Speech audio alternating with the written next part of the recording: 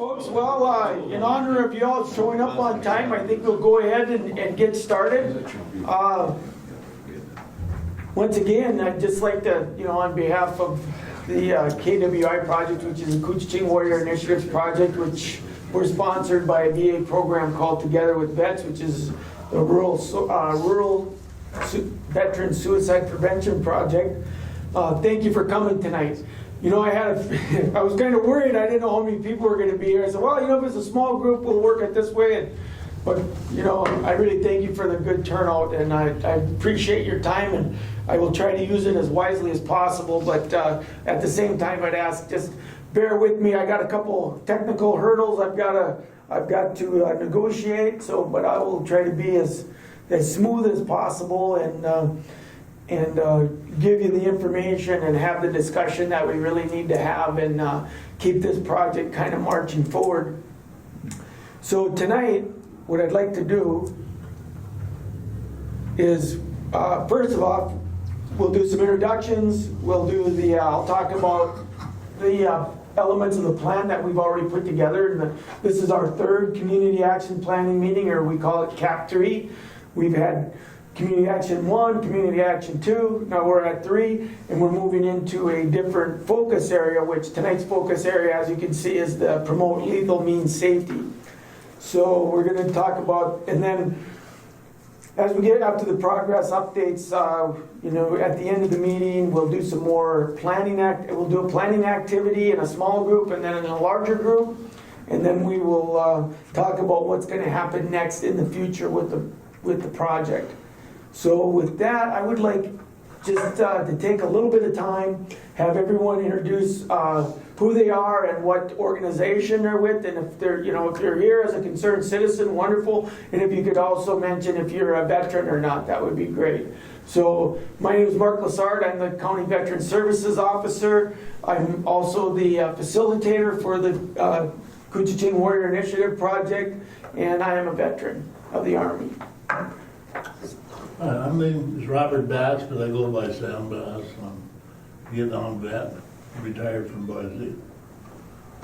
Thanks. I'm Roger Jackson. I'm retired from the Navy, 21 and a half years in the submarines. That's about it. Thanks for having Oh. us. My name is Lee Ann Crompton. I'm here with my husband, Bob. I'm Robert Crompton, veteran with the Army. Thank you. Heather Napper, veteran spouse, and I'm also on the steering committee for KWI. Becky Larson Griffin. I'm wife of a veteran, Marine, and I am on the KWI board as well. Steering committee. Kevin Nady, Couchiching County Commissioner, and I'm not a veteran. I could never get in because of my disability, but my dad served in Korea, and I had two brothers that served in Vietnam. And the oldest brother was 32 and 52 at the time, excuse me, and he committed suicide. After serving 34 years. Wow. He was a C-4 and helicopter pilot. It's hard. Thanks for sharing that, Kevin. Yeah. I'm Doug Screef. I'm with Couchiching Aging Options, which serves older adults throughout Couchiching County. My father was a veteran. I'm Thanks, Doug. William Knapp, better known as Bill, Air Force veteran. I do volunteer work with senior citizens through Doug's program, and I'm also on the steering committee. Rob Eklund, State Rep. I chair the Labor Industry Veterans and Military Affairs Committee at the legislature, and I'm a Marine Corps vet. Mandy Steinbach, KWI coordinator, and I'm not a vet. Heidi Lillquist, I work at the County Veteran Service Office as an administrative assistant, and I'm also on the steering committee. Jim Lenham, one of the outdoorsmen, been in the firearm business for 40 years. And my dad was a veteran, I was never in the service. Pete Kaler, I'm a member of the steering committee also, and I also was not a veteran. Jean Anderson, Coochin County Public Health and Human Services. I'm a member of the steering committee and I am not a vet. Katie Norby with Friends Against Abuse. I am not a vet. Thanks for being here. I'm Scott Johnson. I'm with the VFW. I'm a member. I'm also Mark's XO and steering committee member. You can call me Doc Gray, member of the steering committee, U.S. Coast Guard veteran, and for you Navy Marine guys, I was a hospital foreman, independent duty hospital foreman. I'm Jeff Hardwig. I'm on the board of Coochin Aging Options. I served stateside as a hospital corpsman during the Vietnam War, and then later as a Navy psychiatrist during the first Gulf War. I'm retired. Thanks. Perrin Hedlund, Coochin County Sheriff's Office. Kim? Paul Kennedy, I'm a sergeant with the International Falls Police Department. I am a Army vet. All right. And that's Darcy. She's going to keep us all honest, right? All right. So now this is the part where I get into a little bit of this kind of where I am going to mess with this thing to pull something up for you. Okay, where did you? That looks good. Actually, I grabbed the wrong thing. There it is. So when, like I mentioned, this is our third community action planning meeting, and in the first two, we did promote connectedness and help seeking, and then also, let me read my email. Sorry, I told you this. So we'd come up with some action steps and to begin working on what we thought would promote community awareness and also help prevent veteran suicide. So what I would say also, there's I'm so glad that the folks are here that are not veterans, because it lends a whole different perspective to, if this was just a room full of veterans, what the discussion would be. And we really need that help in really bringing forward a plan that's going to be, I think, more inclusive, more a broader base, and once again, not based on just the perspective of military members.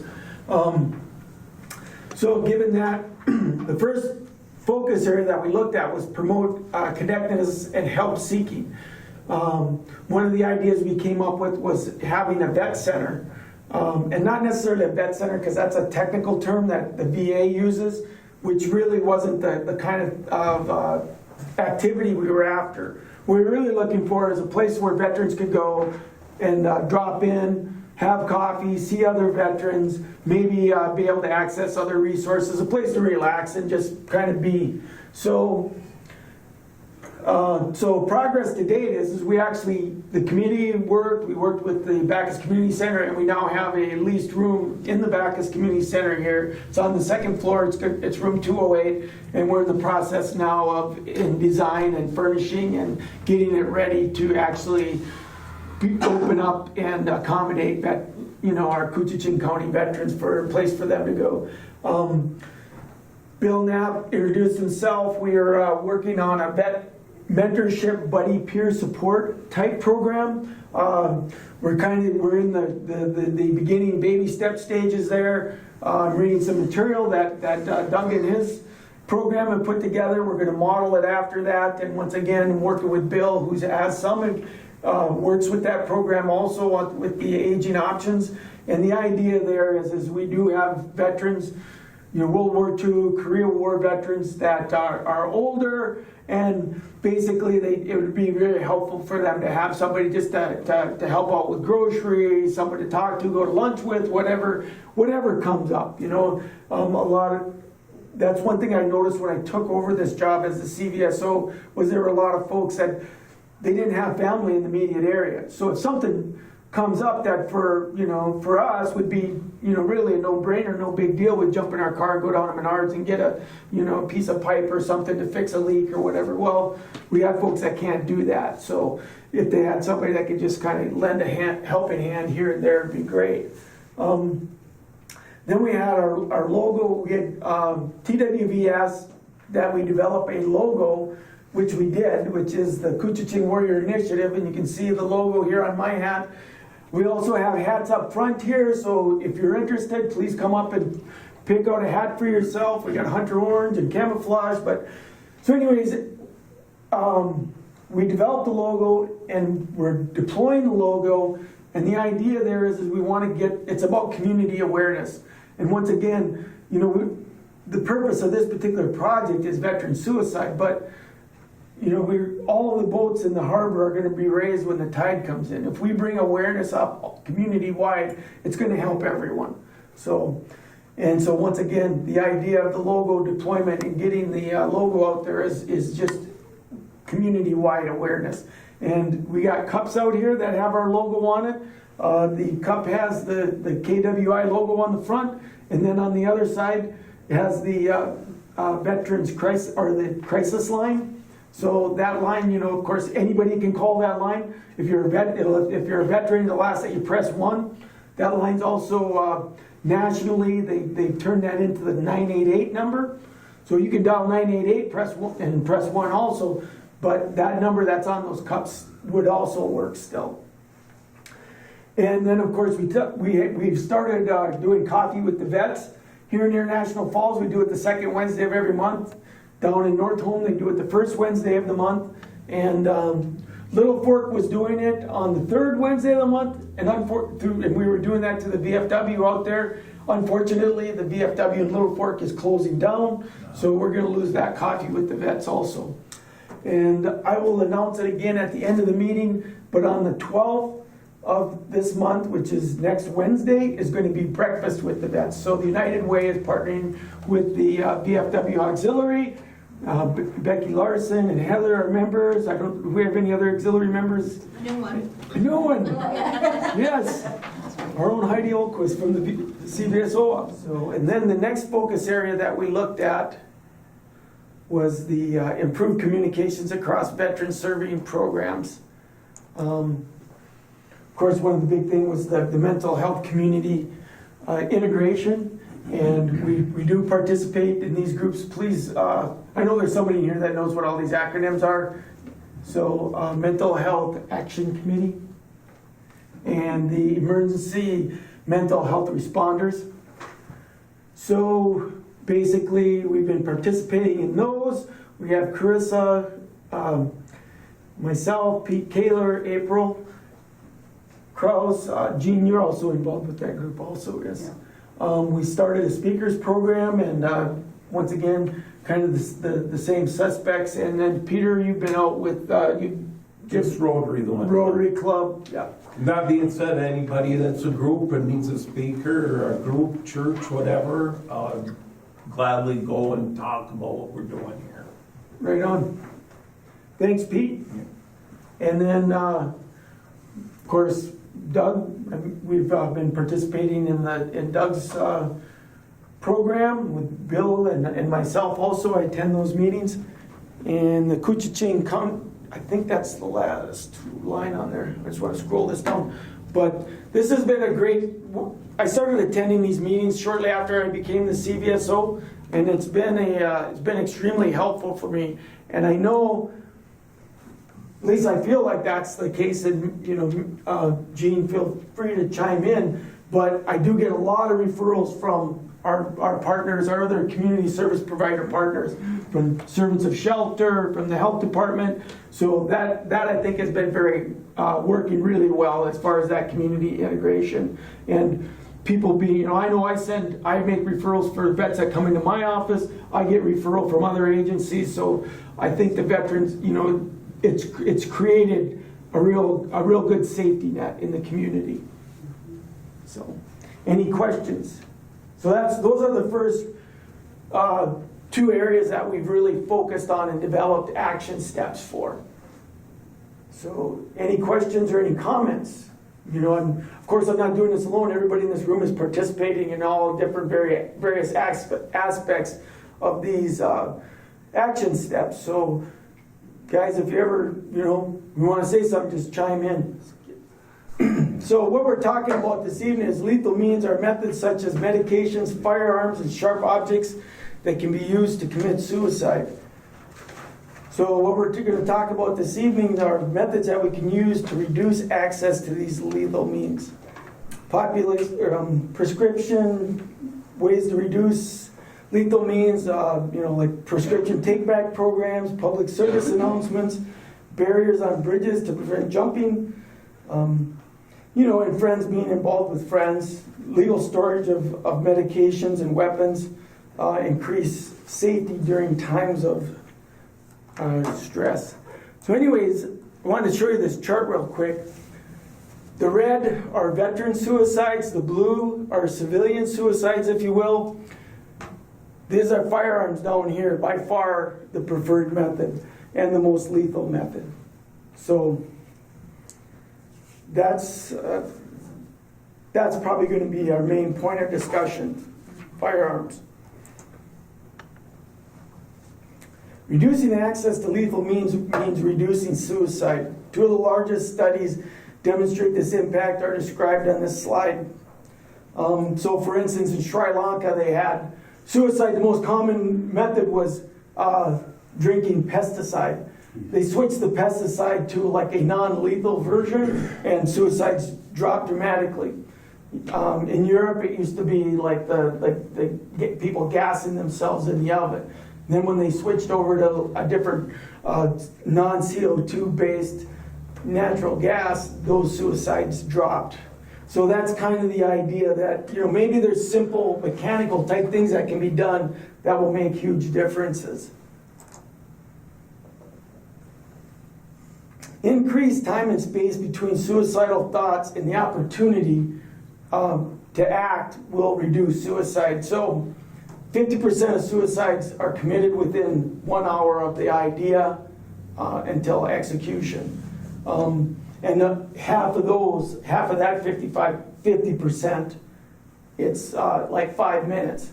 So I think it's kind of like a diet. If you think about that cookie and you can hold off for about 5 minutes, you're probably not going to eat that cookie. The other thing about and I don't know if that's on another slide, but I'll just go ahead and say it. The other thing is once a person, persons that have survived suicide, 90% never go on to commit or make a second attempt. So if you can prevent that first attempt, you've probably saved that person's life for a long time. They're probably not going to do it again ever, if you know. So.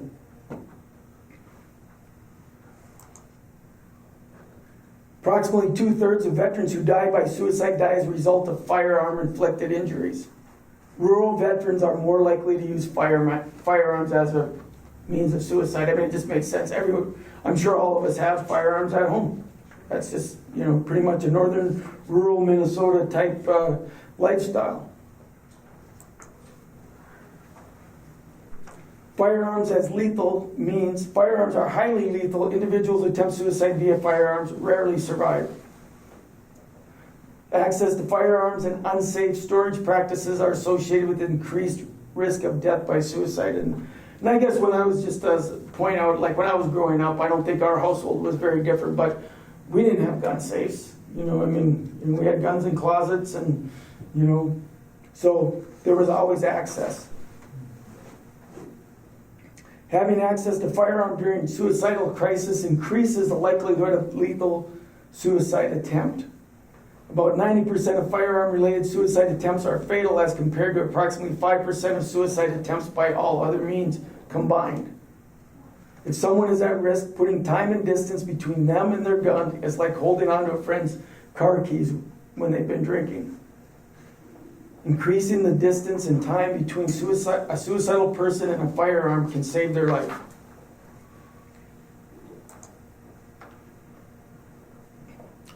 So, someone you know is talking about suicide and considering using medications as a method.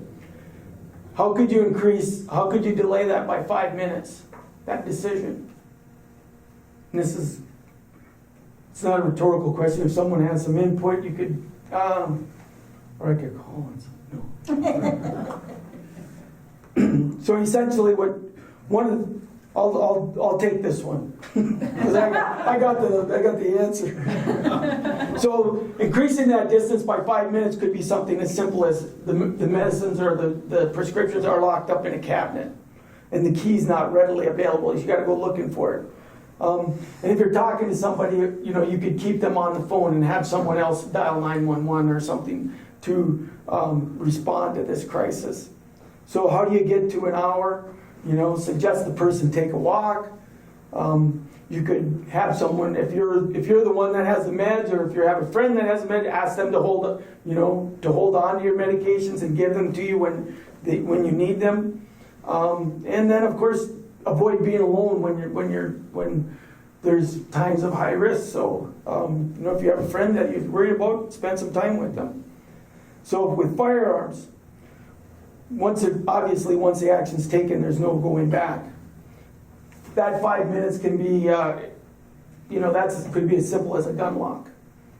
Sir? Another thing that can be done with medications is to only give a week's worth at a time. And if somebody's known to be chronically suicidal or recurringly suicidal, 1 week at a time, because it's unlikely to be lethal if it's just 1 week's worth. Okay, good point. And then, of course, if you have, going one better than the single gun lock, for instance, could be guns locked in a safe. And once again, by the few minutes that it may take a person to walk out to their garage, open up the gun safe, take the gun lock off, they might have changed their mind, or there's a good chance they would have changed their mind by that time. And then, of course, we're looking at 1 hour, increasing that time to 1 hour. We could talk to a friend about keeping their guns at our house or in my garage or in my gun safe. And if a person needs a gun to go duck hunting or to go deer hunting or whatever, they can call me up and I can give it to them, or vice versa. And then once again, they talk about not being alone during times of high risk. Okay, so I'm going to do another one of these deals where I try to make this thing. I'm going to show you a short video.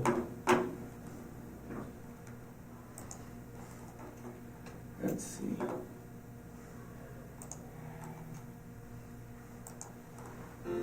Hey, brother. Hey. Something I've been meaning to talk with you about. Yeah? We've been through a lot together in the service. I feel I owe it to you. So I hope you don't get upset at me bringing it up. What is this about? We both know that you're in a bad place right now. And maybe until you feel like you're getting better, we need to do more to make sure that you're okay. In case you end up having another bad night like you did last week. Let's do something about your gun until you're feeling better. Okay. Man, listen. I'm like you. Always had guns, always will. I love to shoot. And I want to protect my home and my family, so I get it. Maybe we need to focus on keeping you safe for a while. Let's store the guns somewhere else for a while. Or you can lock it up and I'll hold the key until you say you're ready for it. Whatever works for you, man. Listen, we both always had each other's back and I'm still here for you. Okay, man. I'm listening.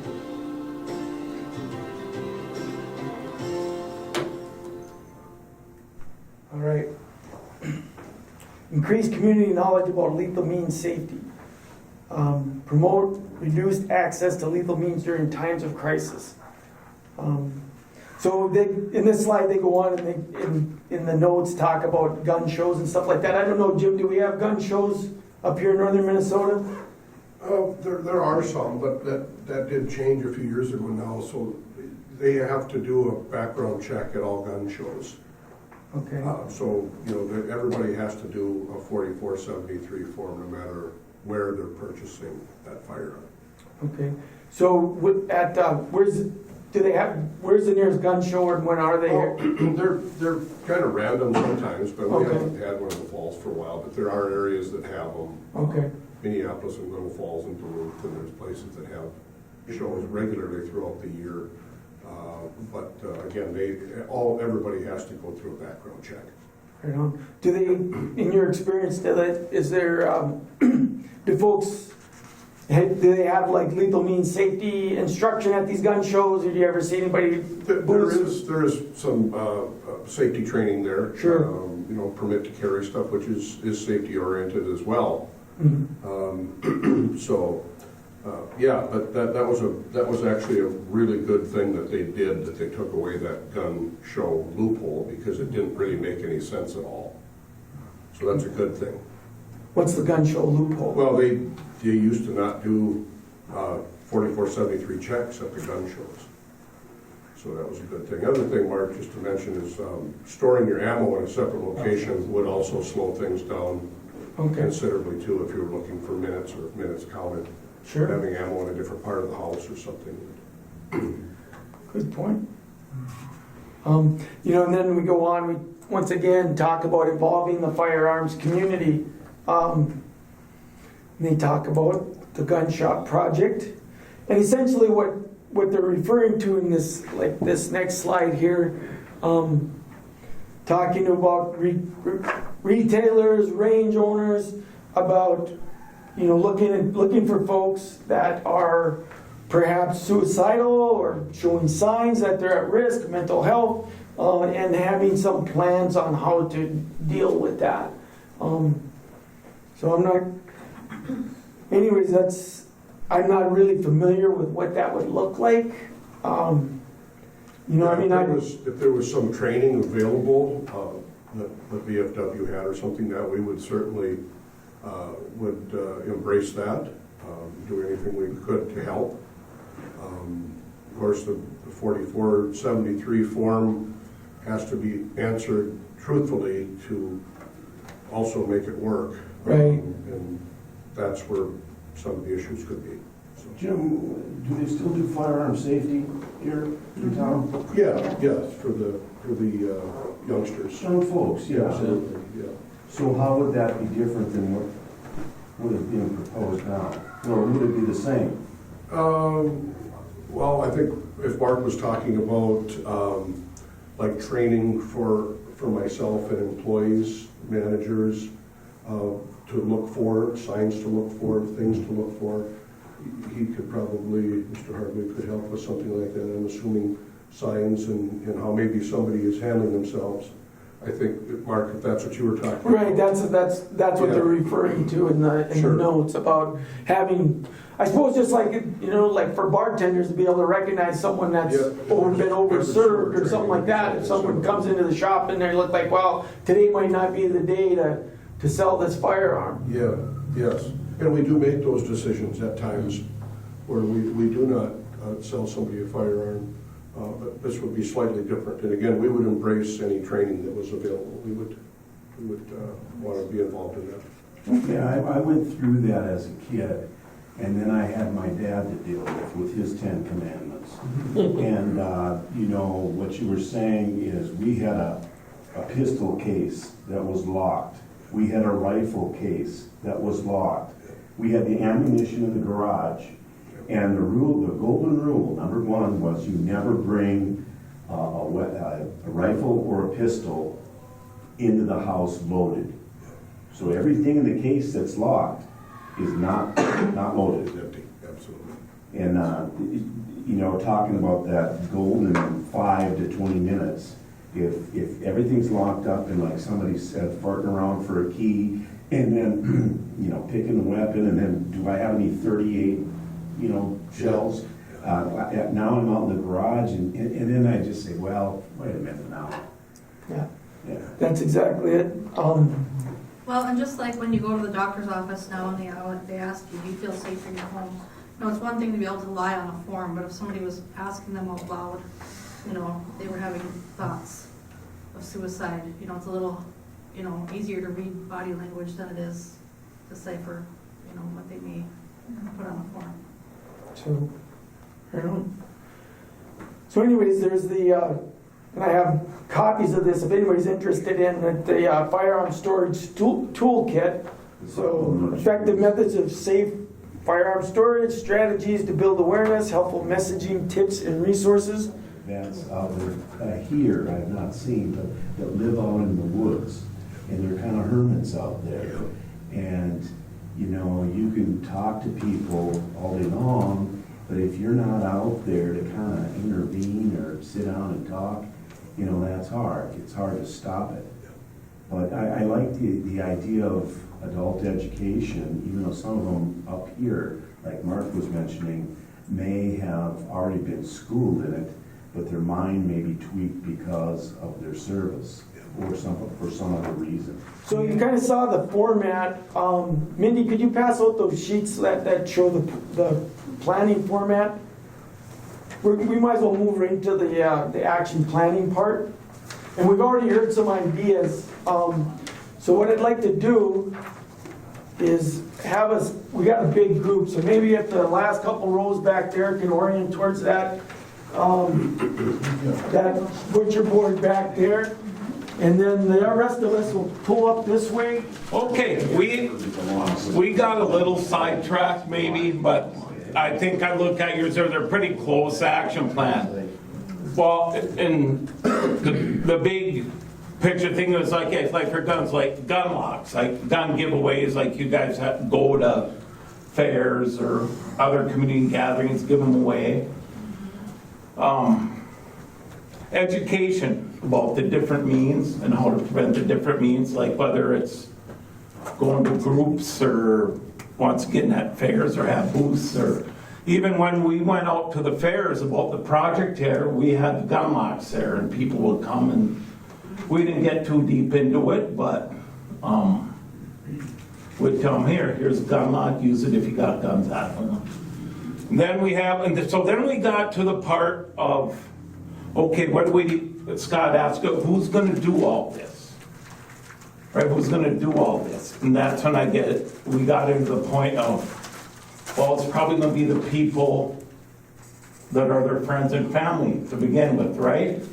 And that's when I put this here, a little plug for our operation of when we're having the mental health first aid and other suicide training these 2 days.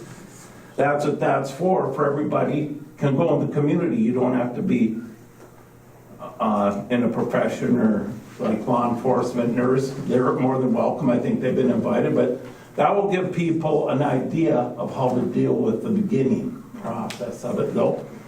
Then, and like you said, gun storage, safe storage. Then we got to, right, the focus of all this, so to prevent all this, not needing this, what we're doing tonight is the things we did before. The connection is to make relationships, reach out to people so we don't have to get to that part. Cool. And you can register right at the polling places if you're Turn the volume. Well, I kind of helped you too there, buddy. Yeah. So yeah, there was a couple things like when Pete was talking about the action plan and the gun storage stuff.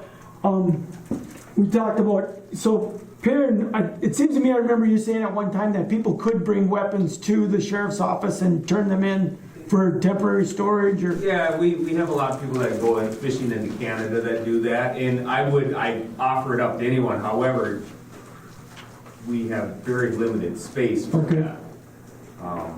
So I think that it's an option, but what we always do when people, whether it's court ordered, that they can't possess firearms, we always try to find an individual, like a friend or a family member that can, that will take it just because of our space limitations. Okay. And then Jim, somebody brought up, we do have, I'm assuming you probably have mega weapons storage. Do you ever have your customers ask to store? Well, we do storage like Perrin just mentioned, people going to Canada. We take a number of those through the summer and that. But yeah, we do store guns occasionally. There does get to be the issue that if it gets left overnight with us, it has to go into our active books. That gets to be a little bit of an issue sometimes. If the same person doesn't pick it up, now somebody has to do a 4473. But just for storage, yes, we do offer storage, and if there isn't a gun being transferred, we don't charge for that either. Storage. So I'm wondering out loud, just thinking out loud then of, is there is there a need for like possibly a expanded community gun storage? Like a place where people can bring their weapons if they say, I just want to keep my guns here. I'll come in and get them when I need them. Or, I mean, that would definitely put some time away from that impulse. So like, let's say, just as an example, the gun storage locker is at the VFW. And, the VFW hours, you can either put your gun in or get it out, or certain days of the week at certain hours. Then, let's say on the weekends, you can't just readily access that weapon or whatever. So I guess I'm asking a rhetorical question, or just thinking out loud, is that something that we might look at developing as a community storage facility somewhere? Mark, do you think there's grant funding available for that, or? Well, I know that the TWV monies can be used for something like And that. the only reason I say, like, we have limited space, we currently store them, but we do have some ability to transform other space into. If you had some funds to. If we had some funds to do it, yeah. Okay, well, that's something we can talk about. I definitely think that's an idea. We've talked about remodeling our arms storage room for years. We don't have the space, but we do have some other space that we might be able to do that. We've got hundreds of guns that come through our office every year. Yeah. And that would, once again, thinking out loud, that would be not reinventing the wheel, like standing up some complete facility. It might be like if you build it, they will come. Yeah. People don't bring it the gun to a community gun safe because there isn't one. And if the word got out that there was one, there might be a lot of people, I don't want this gun sitting around our house. Yeah. Or I'm worried about them being stolen. Too, Jeff, the word get out. Yeah. And that would be an action, could be advertise that and how it's going to be done. So, and if you are willing, that could work some, I would think that would also be the preferred way, like if law enforcement would be. Yeah. Instead of having a volunteer group where people are. They're trained and. Trained, yes. It's a secure location. Yeah, right. One of the other things that we were discussing was about med disposal. I know once again at the sheriff's office, they have a med disposal. I don't know if it would be worthwhile. I don't know, does city drug do it? Is there any other? I think the drugstores will do it. The pharmacies. The pharmacies, Yeah. okay. I know Essentia Health has one. And Rainy Lake does too, I think. So that's probably something we really don't need to expand on. And there's one at the law enforcement center still, isn't there? Yep. Okay.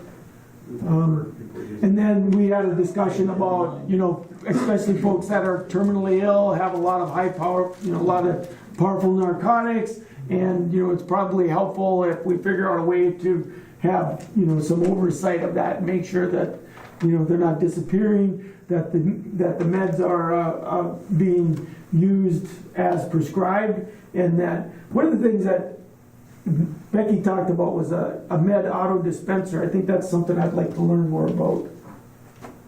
There's medicines and then there's medicines. The opiates are really lethal.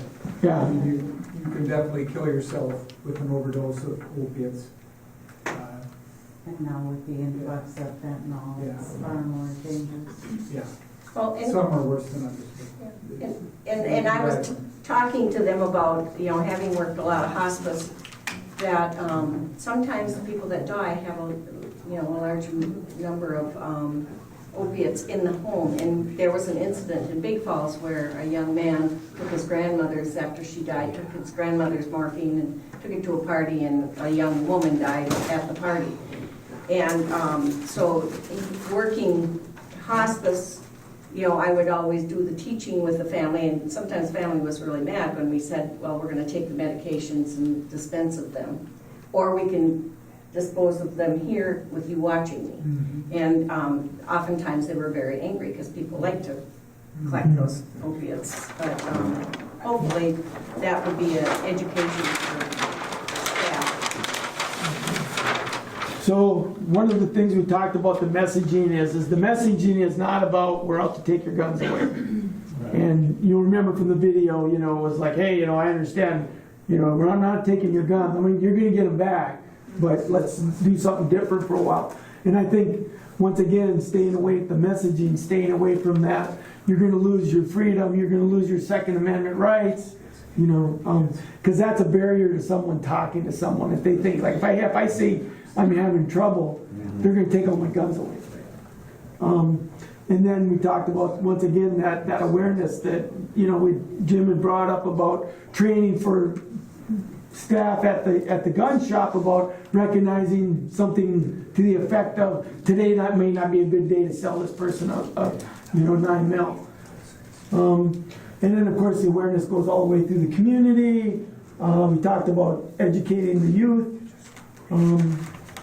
And then, of course, once again, and we had talked about people that work in the liquor industry, bartenders, liquor stores, you know, the term duty to report came up, you know, hey, what if a bartender, somebody says something to the bartender like, yeah, I'm going home, I'm gonna end it all, or something like that. You know, do they have a responsibility to tell somebody, i.e. call the sheriff's office or the police and do ask for a welfare check? Which I believe anybody can ask for a welfare check on anybody. I believe that's the way it works. But anyways, so once again, community awareness, and then probably some training issues in regards to, you know, staff at gun shops, and then staff at liquor stores and bars.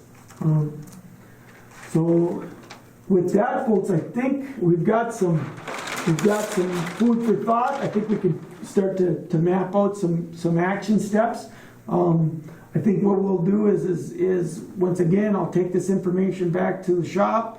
We'll start putting it into that action planning format, and then we'll work with our steering committee to fill in the blanks of what we want to do, when we want to,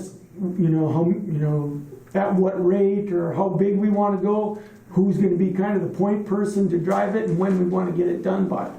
So, let's talk about, I don't know what, how much funds we're talking about, an expanded facility or whatever, but I think it's a good idea. But there was something not been brought up, that is suicide is contagious.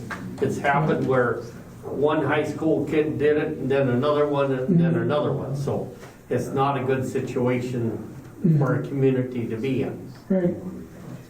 So I guess in regards to that, I guess would we be looking at like maybe a reaction messaging out to the community if there's a suicide in the community about increasing like radio spots or ad in the paper? I mean, is that? I think that's kind of happened here. What's that? I think that's kind of happened here. Where there's the past been year or two, it just seems like it's an out. People are seeing it as an out. And it's because it's becoming more common. Okay, so suicide as a contagion kind of thing? I'm not going to get it right, but okay, I'll know what it means. And we're talking about like containment, right, or control? Maybe, yeah, messaging.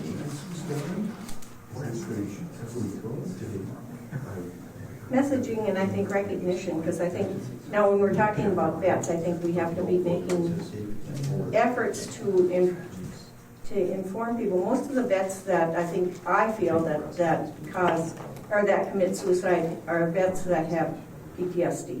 Mm-hmm. Recognizing the symptoms of that, and teaching people to recognize the symptoms of PTSD, and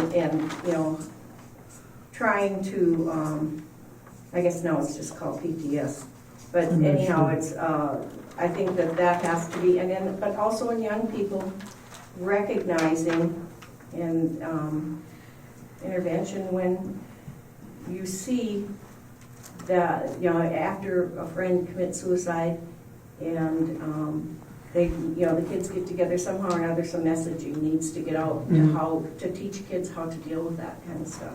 I think that firearm safety is one of those things that, when we were kids, everybody went to firearm safety. I don't think that happens anymore. Oh, yeah, because you have to. You can't buy a hunting license. They can't get a hunting license if they don't have it, okay? Good. And so that's good, but I mean, it's can they still access guns other than that? But, of course. but But if we're worried about this part, we're talking about the copycats, or, well, I think would be important, let's say a veteran commits suicide, is have a counselor or friends or somebody available for them to.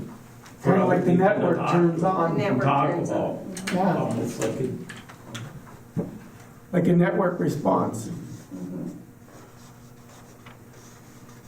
Well, with the VA, they do have a 24-hour, a nurse line and a 24-hour suicide line. There's a crisis line, yep, grab your cups on the way out of here, put the crisis line on it, yep. And look at those hats, take them. Is the discussion about the drop-ins, the planned drop-in center for a future meeting, or is that? Well, we're on the path, we've got a space rented here in Bacchus Community Center, we're designing the layout right now, so we're on the path for that. What's your comment, Doc? Well, there was some discussion in our group, I understand we were getting a bit ahead of ourselves, but groups which could form at a drop-in center are a powerful force for healing and support. There's been a lot written on it, but a well-functioning group can really help its members. I mean, they automatically have sort of a ticket to join a veterans group. You automatically belong there. Yeah. It can be a good thing. Part of that, Jeff, is when, with the steering committee, that we're hoping to be able to, have people that are there. There's going to be veterans and family supporters that are going to be there manning it, and to recognize and to refer vets that we see, that are struggling. But also, oftentimes, just talking to other vets, they're able to do that, and the vets recognize it. That's medicine right easily. there. Yep, and that's the goal of that. At our very first community meeting, that was absolutely identified right away, is that they need a place. And the problem with the VFW club is it's far. Right. And having men and women that are struggling with suicide ideation in a bar is like adding fuel to the fire. So that's why it was identified to be so important. And I'm glad you brought that up, because someone actually has come up to me and said, well, why isn't it at the VFW? And I said, us in the group, and especially the group that are putting it together, just know we don't want it to be by the bar. Yeah. And then I think we could definitely, there's a host of other issues, why not to have it, either in the bar or adjacent to the bar. And it's just the same, using that analogy of having the weapons and the ammunition somewhere separate. And it just so happens it's sort of centrally located right here for all the other things we're talking. And there's so many other things going on here, So many other supportive programs. People can get food, there's all kinds of stuff that they help. So, is there as we wrap up, any other comments before we leave this part of the discussion? Like I said, the next step for us is to start consolidating and putting these ideas into that action plan format, which will basically become an action plan. Sir? On these, we talked about these gun lot giveaways. How many of these can you get? I don't know if there's a limit to the amount that I can get. Okay, because me and Paul were talking, we hand out gun lots, but these would be awesome to hand out.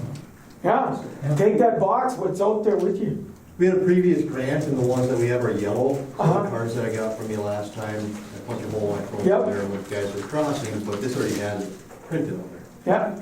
So. Grab that box, whatever's in there, grab those, and then we can talk about more. I got more. Too, because I've got like 5 at home. Thank you for this initiative. Thank you for what you're doing.